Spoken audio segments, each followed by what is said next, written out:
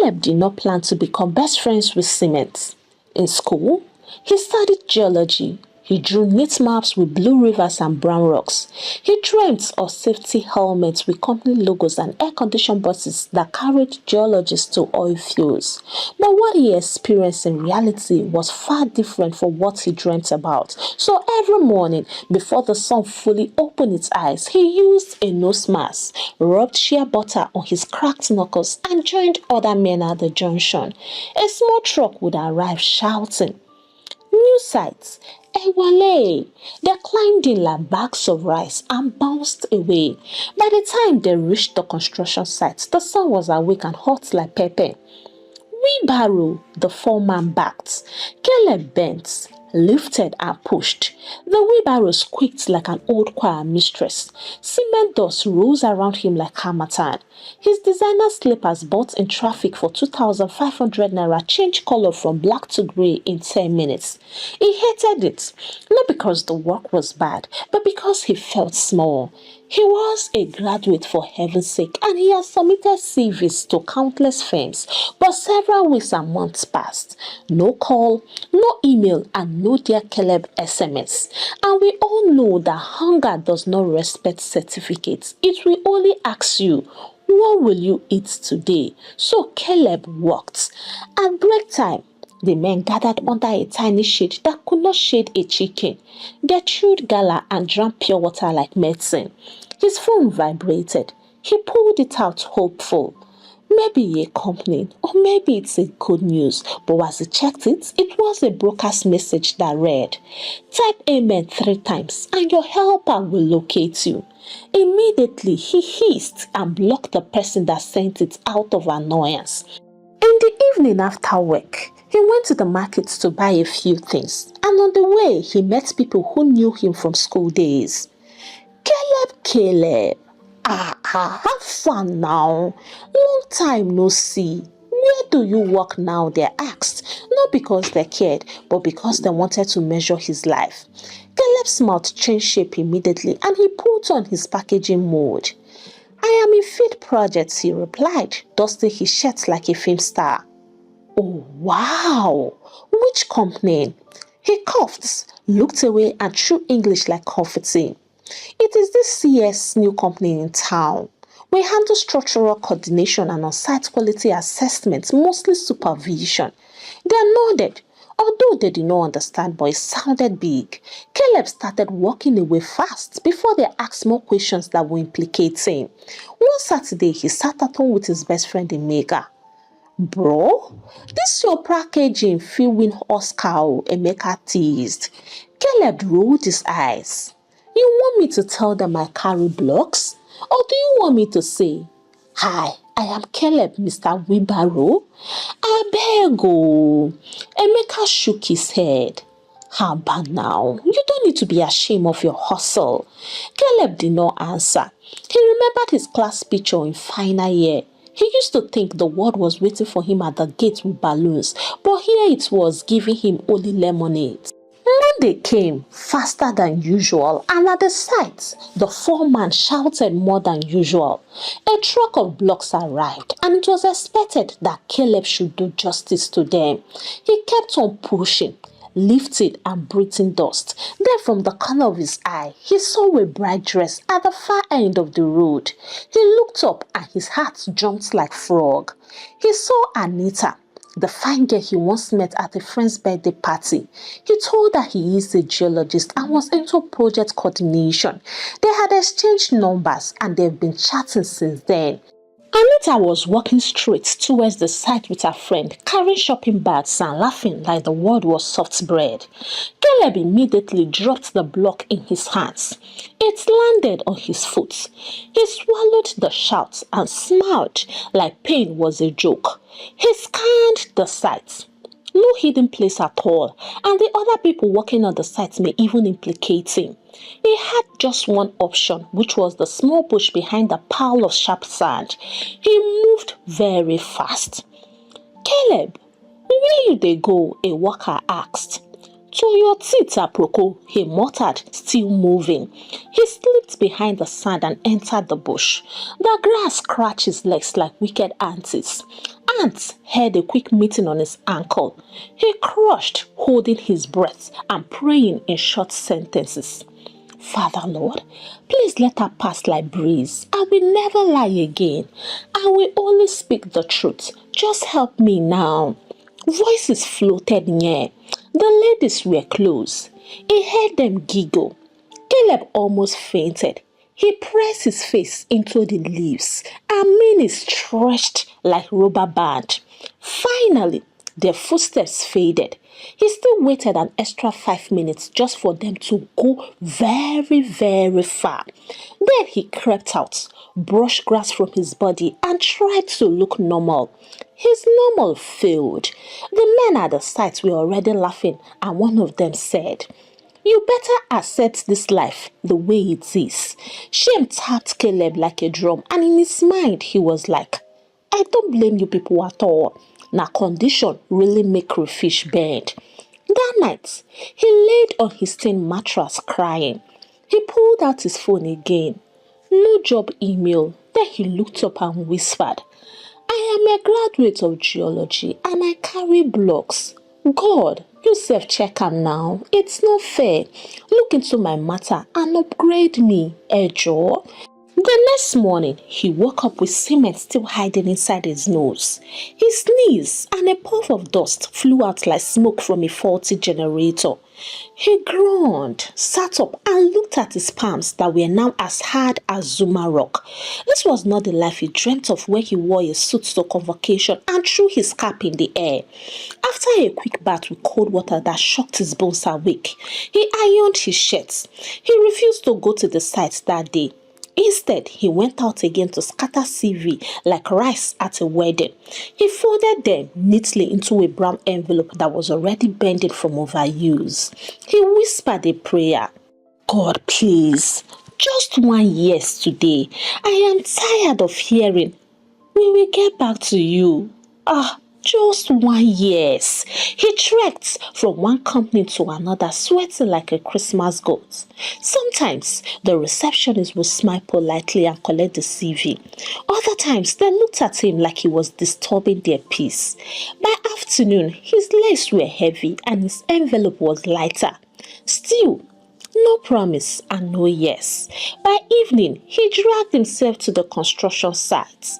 The foreman frowned. What happened? Sorry, sir, Caleb said, quickly grabbing a shovel. He shoveled sand as if his life depended on it, because in truth, he did. One of the men teased him again. Oga Geology, this one you dressed in today, abeg, analyze the sand for us. The others laughed, slapping each other's backs. Caleb smiled, pretending it was funny, but inside his pride twisted like rope. That night, when he returned to his small room, he chuckled weakly. This humiliation is enough for me to stay off that site, but hunger would just finish me without my permission. So let me just manage until Baba God remembers me. He should have learnt his lesson after the bush disgrace, but his pride was like a stubborn goat that refuses to stay tied. Deep inside, he still believed packaging was necessary. How can I tell people I carry blocks, eh? No, I won't try that. I will simply fake it till I make it. It is called packaging. The next day at the site, the men were sweating and their singlets were soaked like forgotten rags. Caleb had just finished pushing a stubborn wheelbarrow filled with sand when he looked up and froze. There she was, not Anita this time, but another lady he had once charmed with huge supervision English. Her name was Sandra, and she was walking down the street swinging her bag like she owned the road. She was the type that liked fine boys with fine stories, and Caleb had given her plenty of it. His blood ran cold. Not again. But instead of running into the bush like the last time, his eyes fell on the corner of the site and he saw a yellow reflective jacket and a helmet lying carelessly on a cement bag. Without thinking, he grabbed them. dusted them quickly and threw them on.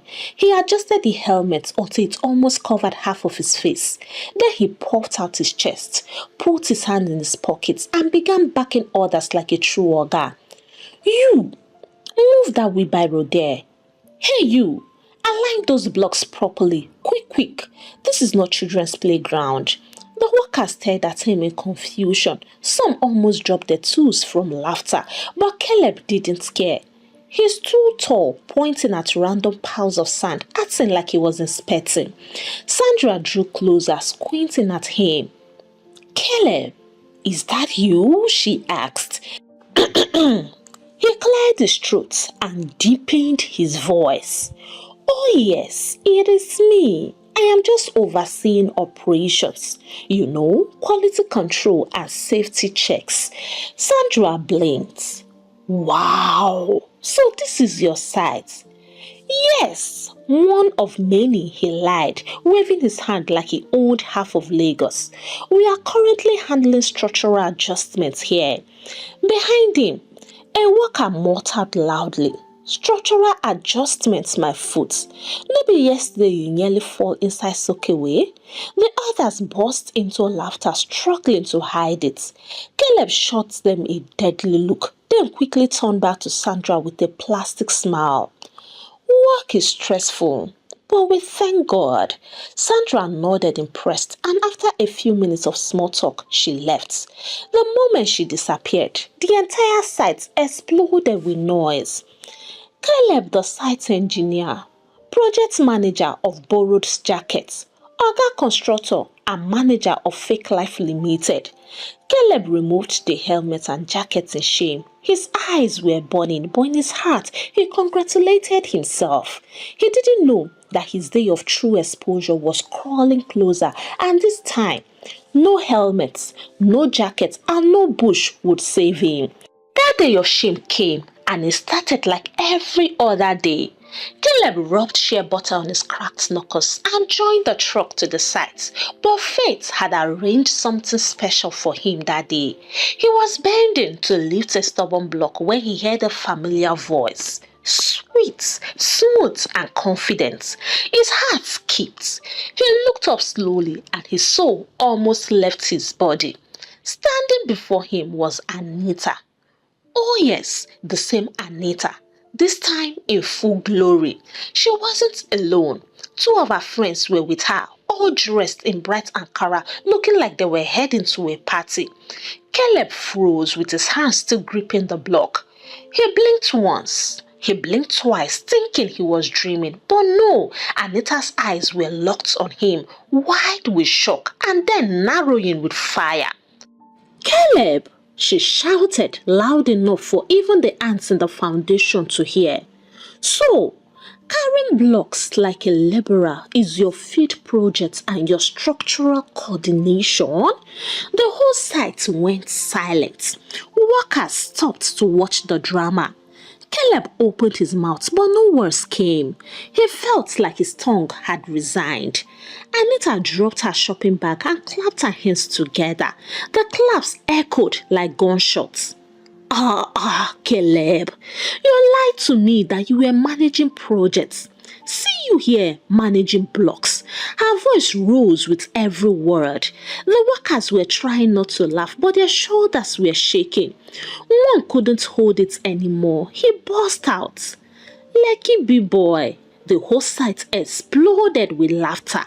Caleb wished the ground would open and swallow him. He even looked at the foundation pit, considering jumping inside. But Anita wasn't done. She stepped closer, her friends nodding like backup singers.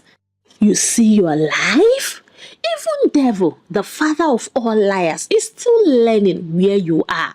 So, Oga, just give me one reason you have been lying to me, and let me even ask you, how do you sleep knowing fully well that you have told people what and who you are not?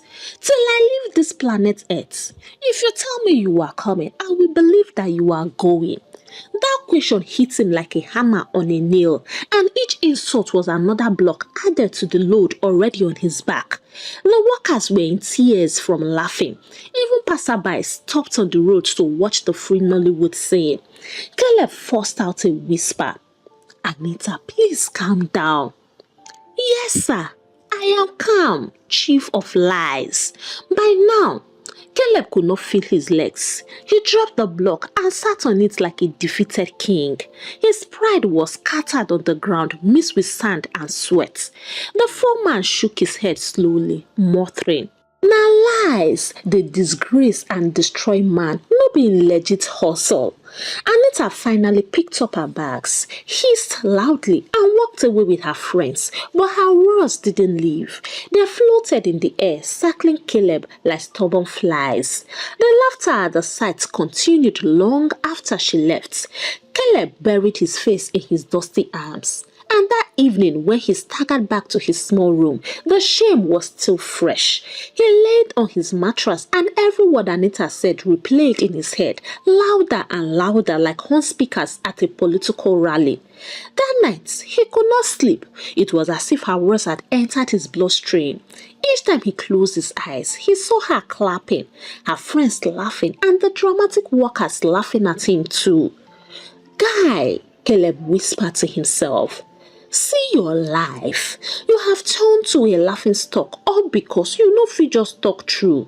He sat up, grabbed his phone and strolled through his WhatsApp. His last chat with Anita was still there.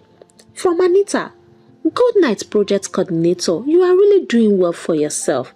And then him, "Good night, dear. I am handling a big project and it's very stressful." He sighed deeply. Big projects indeed. He opened his Facebook. His last post was a picture of him in the borrowed reflective jacket, captioned, "Another milestone achieved." Who am I even deceiving? He asked, and then he deleted it. The next day, he went back to the construction site because he had no option. He worked silently and some workers teased him again, but he didn't answer. At break time, one older Maxine named Babasheyi patted him on the shoulder. "My boy," he said, "carrying blocks to earn legitimately does not reduce you as a person. It is telling lies that does that. Carry your hustle with pride. It is the same money I earned from doing this job that I used to train my children through the university." Caleb looked at the man's wrinkled but proud face and felt small. He realized the truth. It wasn't the job that was shameful, it was the fear of being judged. That night, back on his mattress, he whispered to himself, "From today, no more packaging. I will tell them I am a graduate of geology, and while waiting for a job, I work at a construction site. If they laugh, make them laugh. At least I no go run enter bush again." And for the first time in days, he slept peacefully. The next morning, he woke up lighter, not because the cement load had reduced, but because the heavy lie on his chest was gone. For the first time in a long while, he looked at his reflection in the cracked mirror on the wall and said aloud, "I am Caleb, a graduate of geology, and yes, I carry blocks, but I carry them with dignity." At the site that day, when the workers teased him, he didn't dodge. "Graduates, I beg analyze this sand for us," one of them shouted.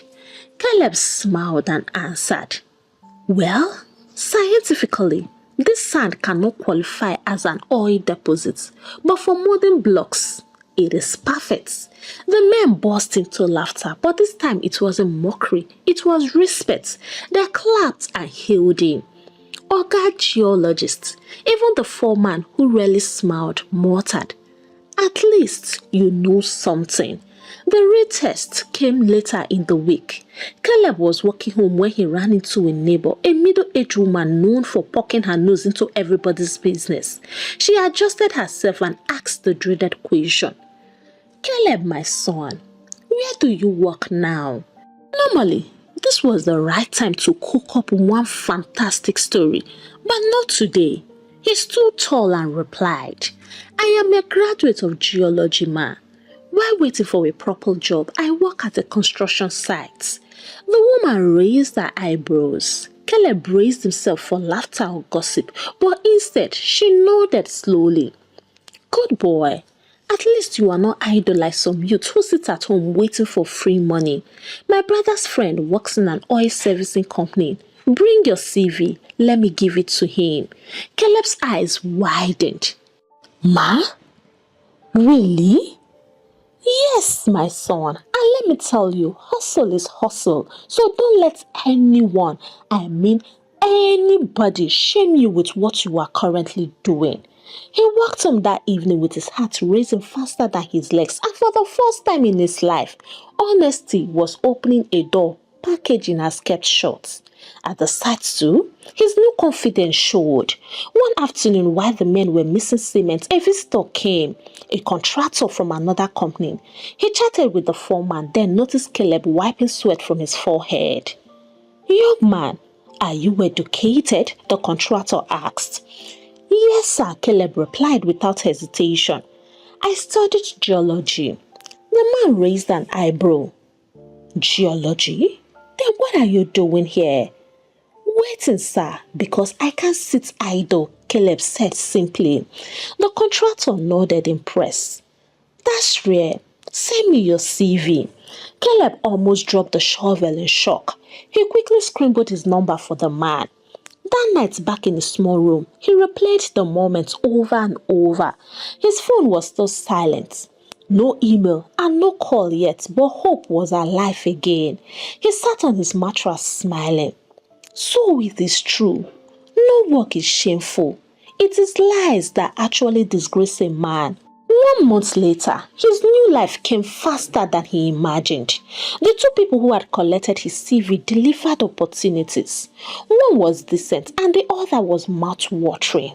He didn't even think twice. He chose the one with the higher pay, and from the very first day he resumed, he handled that job like gold. He guided it jealously, knowing how bitter the streets could be. He reported early and carried himself with humility. His bosses noticed and they loved him, which made him to be favored amongst his colleagues. And soon, his skin, his dress code and charisma did the talking. That level has really changed. One evening, as he stepped out of the company's building, he saw Anita. She froze on the sidewalk, clutching her handbag. Caleb stopped for a moment. It was as if life had rolled back the tape for a replay, but this time the scene was different. Her eyes scanned him from head to toe. His fitted shirts, his leather shoes, and his confident steps. Everything about him shouted, I have left that level where you met me. Caleb, she called out, her voice smaller than he remembered. You look different and in a good way. He smiled faintly, saying nothing. She stepped closer, her face soft. I have thought about that day. I am sorry for all the words I said. I was harsh and I judged you wrongly. She paused, her lips trembling. About your proposal? If it still stands, my answer is yes. For a long moment, silence stretched between them. Caleb looked at her, still beautiful and still glowing, but behind all this, he remembered the sting of her claps, the shame that burned like fire, and the mocking laughter of the workers. Oh, that day had written itself too deeply on his soul. He exhaled slowly, then spoke in a calm, steady voice. Anita, you shouldn't be asking for forgiveness because I lied to you, and I am sincerely sorry about that. But no, I don't want to spend my life with someone who might use my past against me. Her eyes widened with tears glistering, but Caleb didn't linger. He walked with quiet dignity to the car park, pressed his remote, and the lights of his sleek car blinked back at him. He slid into the driver's seat, shut the door gently, and started the engine. As he drove out, Anita remained rooted on the pavement. Her eyes were moist. Her chest was rising and falling with the weight of 1,000 unsaid words. She lifted her right hand slowly, touched her trembling lips, and whispered to herself, You this mouth, I have always told you never to deprive me of good things. I have warned you to be slow in speech. I have also warned you to allow me think before you throw words, but you failed again. And now, if only I had been gentle that day, if only I had held my tongue, maybe, just maybe today would have ended differently. Right there, she understood that words are arrows. Once released, they can never be taken back. A single day of pride had cost her a future of peace. The same mouth that once clapped him into shame was now the mouth that begged silently for a chance. But life had moved on, and Caleb had moved with it. Some weeks later, Caleb's heart would not let him rest until he went back to look for the elderly Maxine who once patted him on the back at the sight, Mr. Sheyi. He remembered those words clearly. Carrying blocks does not reduce a man. It is telling lies that does that. Those words had stayed with him like a torch in a dark tunnel. So one Saturday afternoon, he drove to the quiet neighborhood where Mr. Sheyi lived. The sight of his neat car rolling into the compound drew curious eyes, but when Mr. Sheyi stepped out and saw him, his face lit up like the morning sun. "My son Caleb," he exclaimed, embracing him warmly. Caleb smiled, his voice thick with emotion. "Sir, I came to thank you. The words you spoke to me that day gave me courage. They helped me find my way, and I can never forget." He handed Mr. Sheyi a well-filled envelope. The old man's eyes watered, and at first he tried to push it back. Caleb insisted, pressing it into his hands. "Please take it, sir. You are part of my story." Mr. Sheyi finally accepted, and his voice trembled with gratitude. "God bless you, my son. But let me also tell you my own good news. I have stopped working at any site. My children are now employed in good firms, and every month they send me more than I could have ever earned in 6 months of labor. God has been faithful." Caleb's eyes widened with joy. "That is wonderful, sir. You deserve it. I am so grateful to God." The old man nodded, then grew serious, his tone firm with wisdom. "Caleb, my son, you still have a long way to go in life. Never you be ashamed of anything that gives you food, because that work keeps you from begging, and begging strips a man of dignity in the society.